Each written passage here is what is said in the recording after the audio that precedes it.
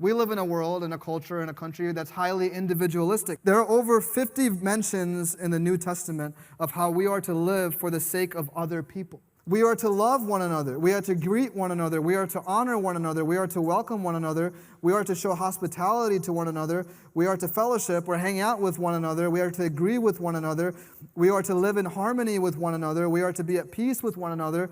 We are to be kind to one another, to forgive one another, to comfort one another, to care for one another, to confess your sins to one another, to pray for one another, to encourage one another, to build one another up, to instruct one another, to teach and admonish one another, to stir one another up to love, serve one another, wash one another's feet, to submit to one another, to speak truth to one another, to not speak against one another, to not judge one another, to not provoke one another, to not be envious of one another, and to bear one another's burdens. This is the mark of Christ-centered community. It's a one another community.